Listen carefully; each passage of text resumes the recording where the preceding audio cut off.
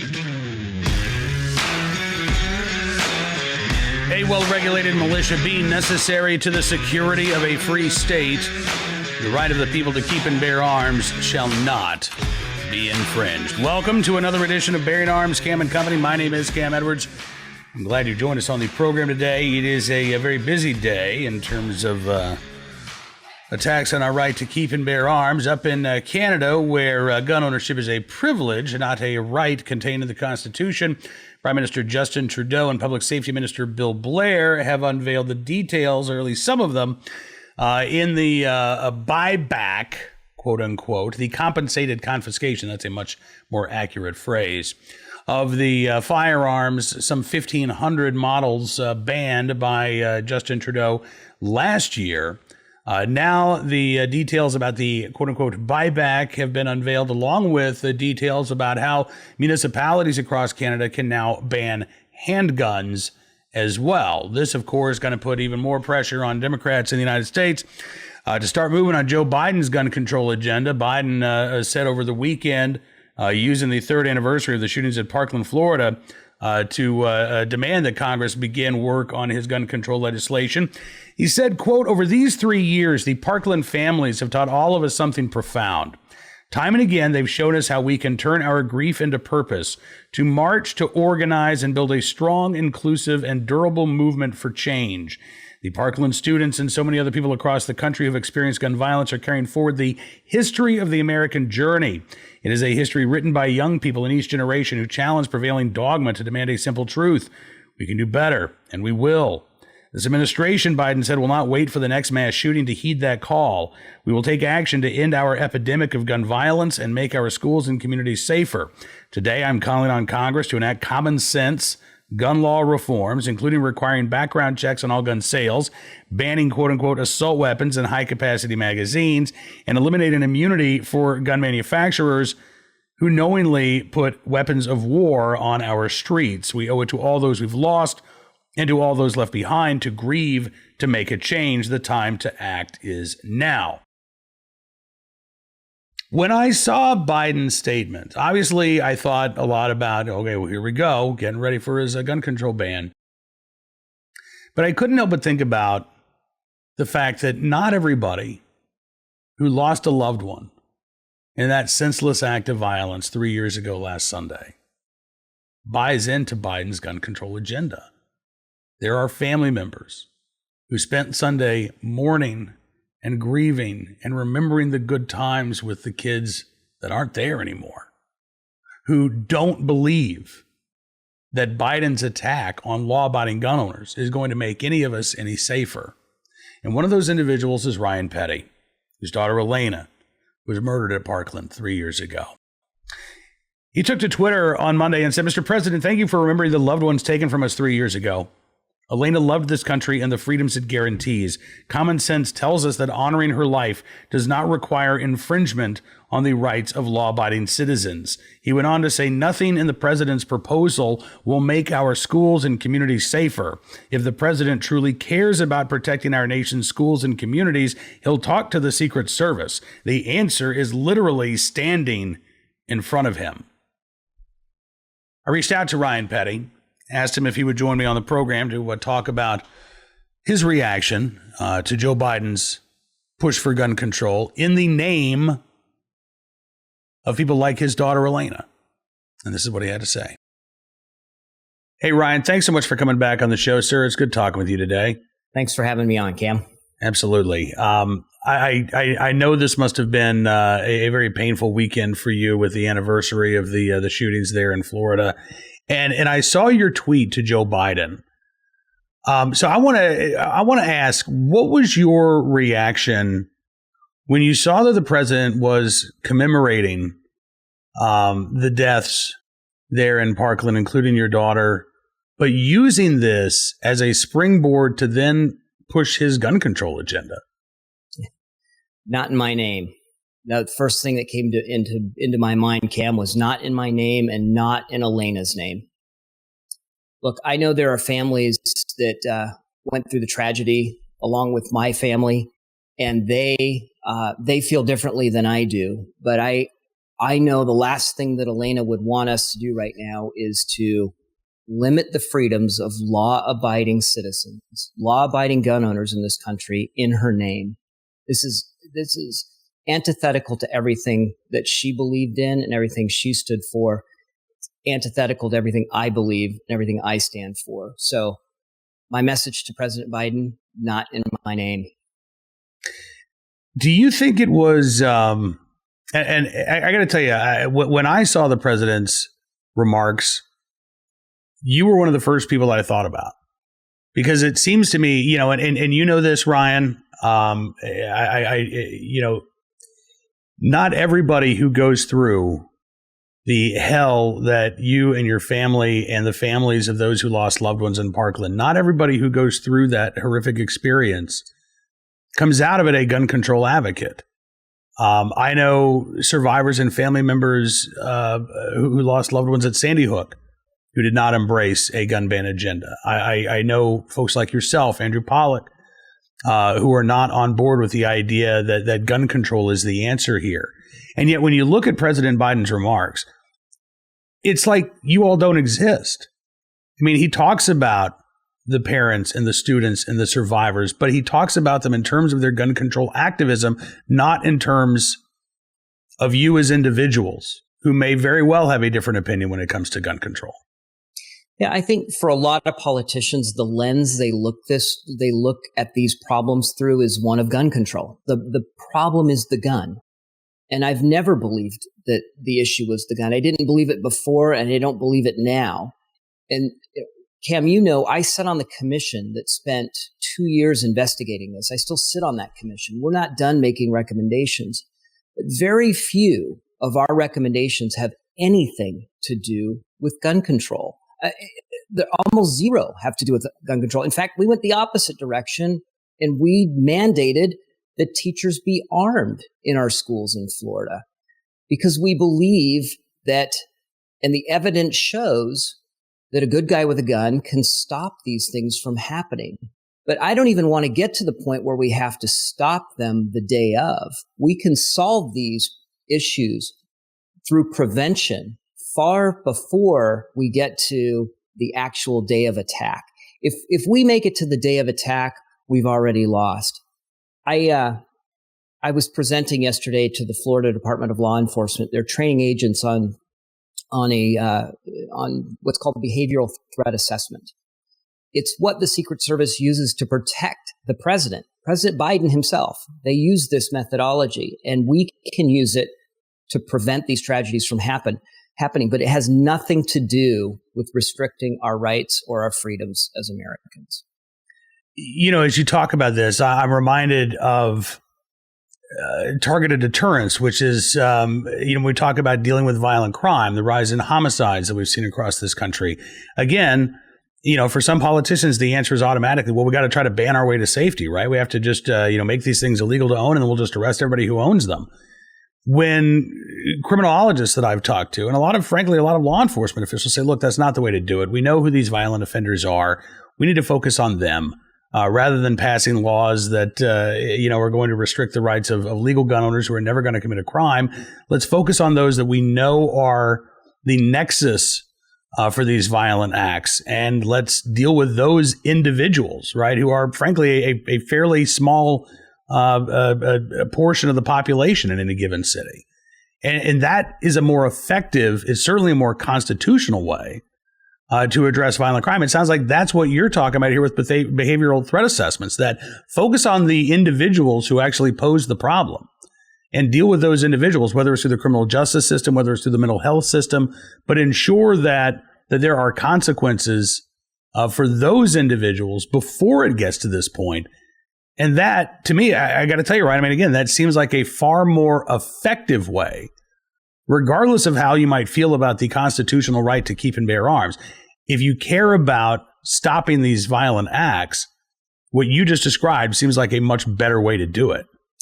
It is, because, again, it's not about the weapon. The Secret Service has studied these school attacks and public space attacks for a number of years. One of the deadliest attacks was a knife attack at a high school in Utah a few years ago. Um, one of the highest casualty accounts was with a knife attack. So if we focus on just the weapon, the mode of attack will change. And I don't want to give any of these potential attackers ideas, but they'll use a different method. We know that. We've seen this with terrorists. You look at the way the terrorists adapted in Iraq and Afghanistan to the tactics we were using. Far better to understand the threat, identify those that are making threats, and then take some action at that time. And even on this idea of behavioral threat assessment, it doesn't necessarily mean an arrest, right? What it means is let's bring resources to help the person that's making the threat. Let's identify the grievance that they have, right? Perceived or otherwise. Let's understand whether they have the means to actually carry out the attack. Let's see if they've exhibited any planning behaviors. Are they actually ideating about how to carry out an attack? Have they planned an attack? Those are things that we can use to actually prevent these attacks. I think taking firearms out of the equation or banning them generally, that's not going to make us any safer. It's just going to change the mode of attack. Well, and we kind of saw evidence of this last week in Minnesota. There was the shooting at the health clinic in Buffalo, Minnesota. And as it turns out, this guy was on law enforcement's radar, had been for a number of years, had made repeated threats against this very clinic. An order of protection had actually been taken out by the clinic. This individual violated that order of protection. He was charged, but then there was a mistake. The prosecutor actually determined, all right, this guy's not mentally competent to stand trial, and dropped the charges rather than allowing a judge to make that decision. And if a judge had made that decision, then this individual would have been prohibited by law from possessing a firearm. But because the prosecutor decided on his own initiative to drop that case, this guy was not a prohibited person. Yeah. I reflect on the failures of law enforcement, the failures of the school district there in Parkland, none of which, by the way, was mentioned by the president. Right. And that's a whole other issue, Ryan, because, when we talk about enforcing the laws that are on the books as opposed to putting new laws on the books, that isn't some sort of hypothetical exercise. It's not just a bumper sticker slogan. This is what we're talking about. We don't have to restrict the rights of American citizens if we can improve the actions of government and make government more effective in fulfilling its duties. Look, the lessons of almost all of these tragedies, and you can even think of 9/11 in this regard. They were failures to imagine what these evil actors are capable of, and a failure to communicate and share information. So where that prosecutor in Minnesota makes the mistake is that unilaterally he or she decides to drop charges. What we need to do is be talking across disciplines, right? What we need is for the school district. In the case of Parkland, the school district should have been talking to the sheriff's office, and they both should have been talking to the mental health provider that was working with the killer.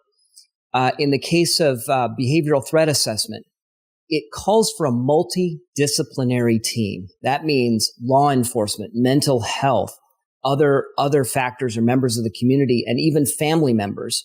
And so you get a holistic picture, you get a better understanding of what somebody's actually thinking and capable of doing. Cam, time and time again, what we see are failures to communicate, failures to share information, and one agency or department or school district makes a decision or a prosecutor in this case, and there are deadly consequences. That's right.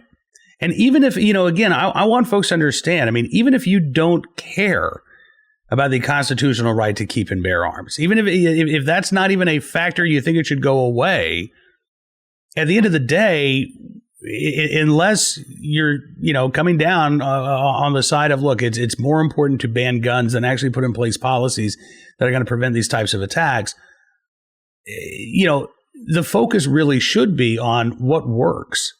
Right. I happen to believe that we also absolutely must consider what is constitutional. And I think trying to ban the most commonly sold centerfire rifles in the country today, trying to make it illegal to keep a hold of the more than 150 million firearms magazines, I think it's a really bad idea. And I think it runs completely contrary to the Democrats' embrace of criminal justice reform and things of that nature. But that's that's another topic for another day. Ultimately, Biden's message was, if we're going to protect our kids, we need these gun control laws in place. And you say, no, we don't.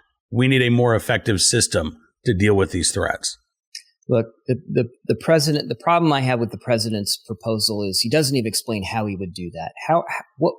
By what means are you going to ban so-called assault weapons? And quite frankly, he doesn't even know what that means. There's no specifics in the plan. That's one problem I have with it. The second problem I have, quite frankly, Cam, is that the evidence just doesn't support the president's proposal.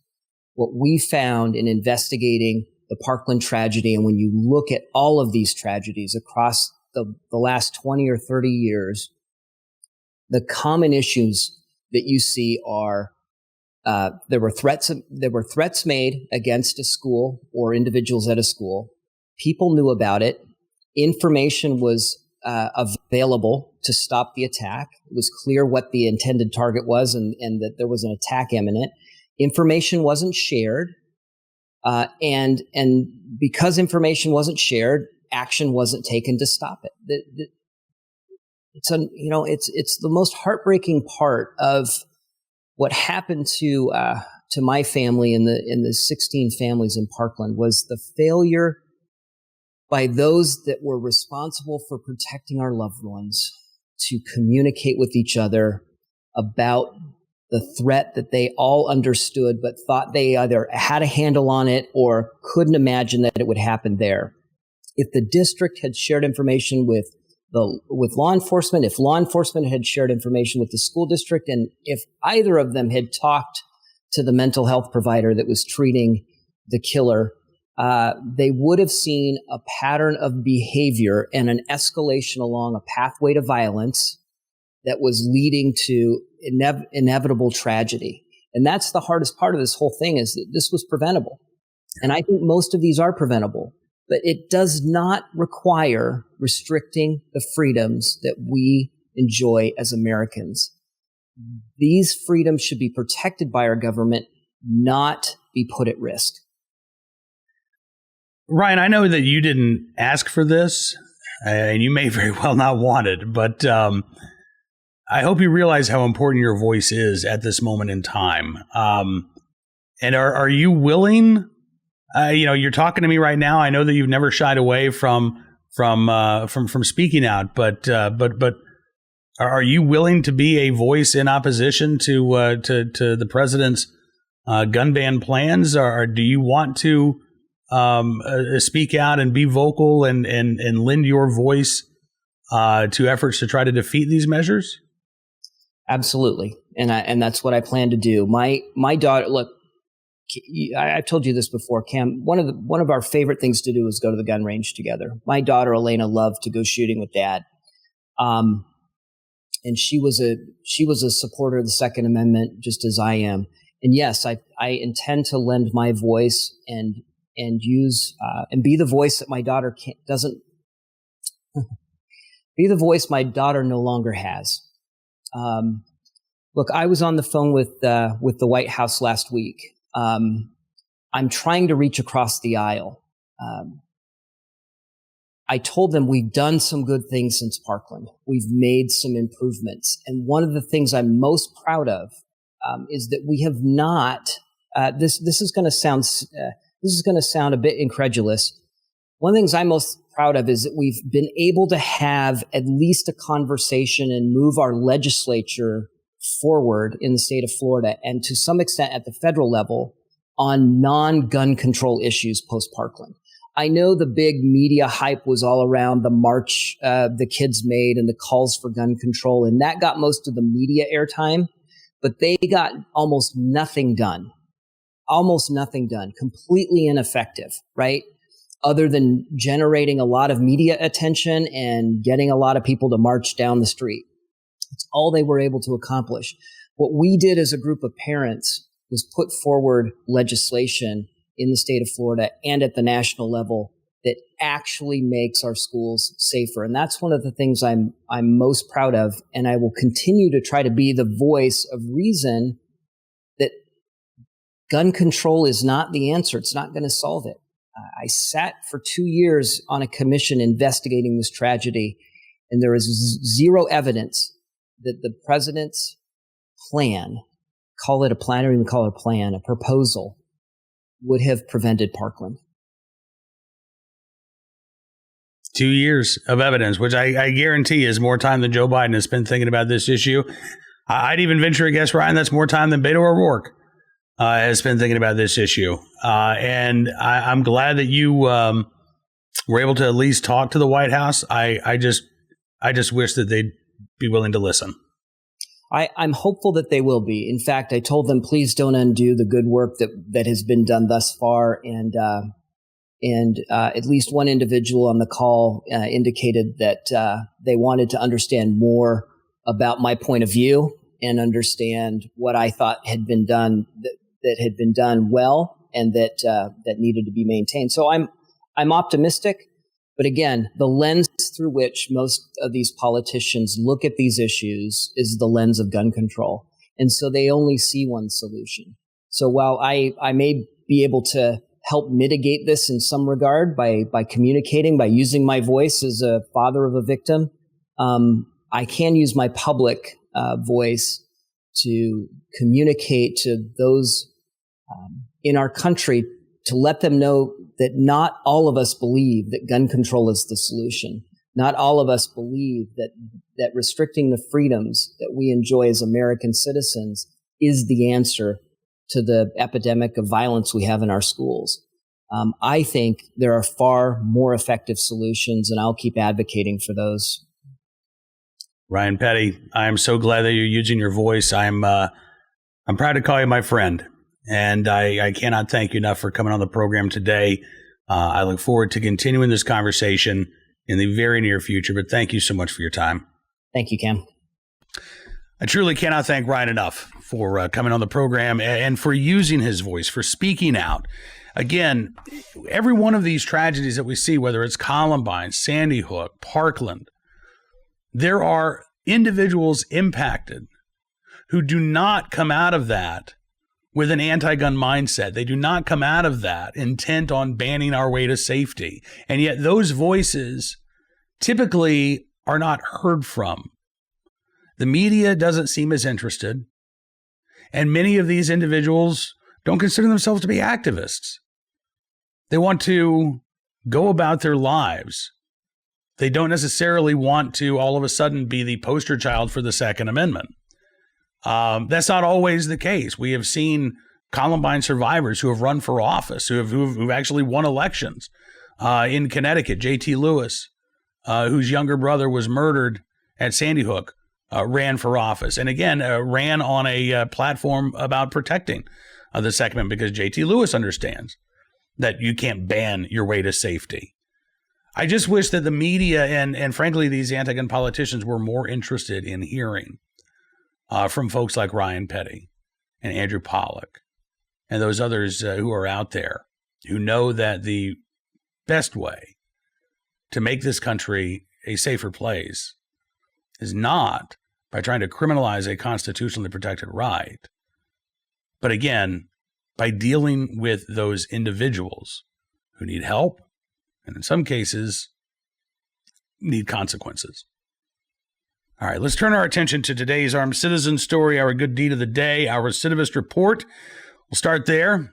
Case out of California, Santa Rosa, where a shooting suspect arrested on multiple offenses after firing gunshots into a Santa Rosa home.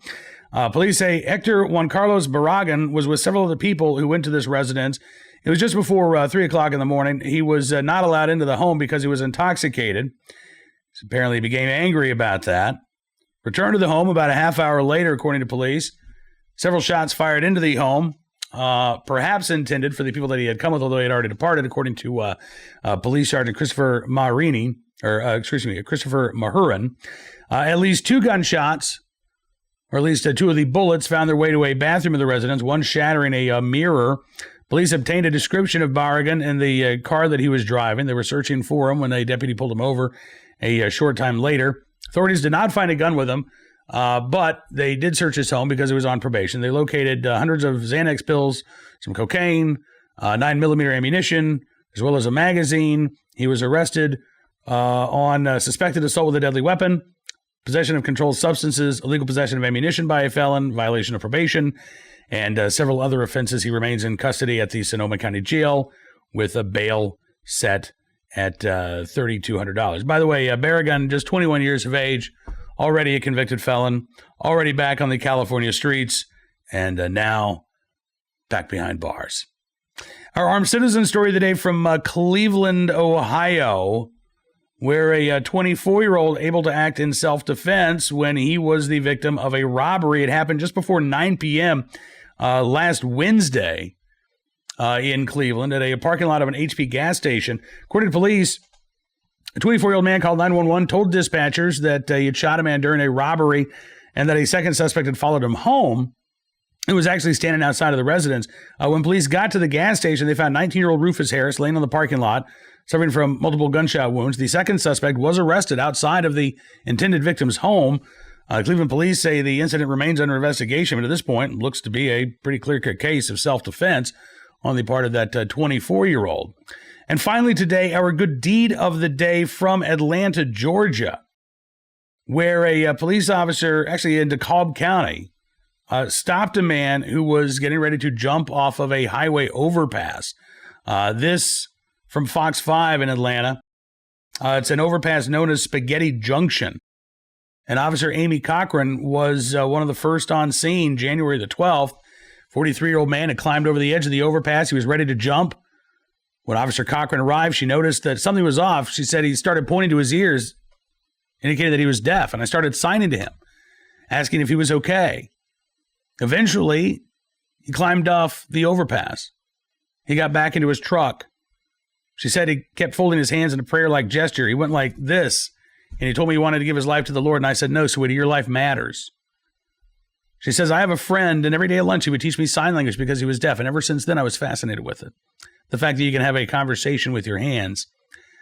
Officer Cochran says she is very grateful that she was able to connect with the man. She says, we're human too. At the end of the day, we want to help people, and I'm glad that I was able to be there to help him. Well, we're glad too, Officer Cochran. In the right place, at the right time, willing and able to do the right thing. We thank you very much for your good deed.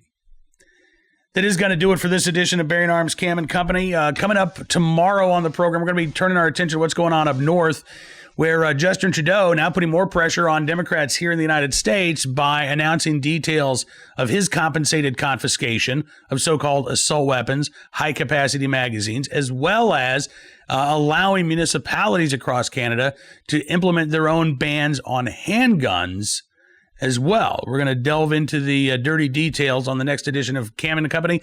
Don't forget, you can subscribe on YouTube to Town Hall Media. That way you'll never miss a program. Or if you like Rumble instead, just look up Bearing Arms Cam and Company. For the podcast, Apple Podcasts, Amazon Podcasts, Spotify, SoundCloud, Stitcher, townhall.com's podcast page. Probably a couple others out there as well. But those are the big ones. We will be back tomorrow with more of the latest Second Amendment news and information from all across the nation and even our neighbor to the north. But until then, be well, be safe, and be free.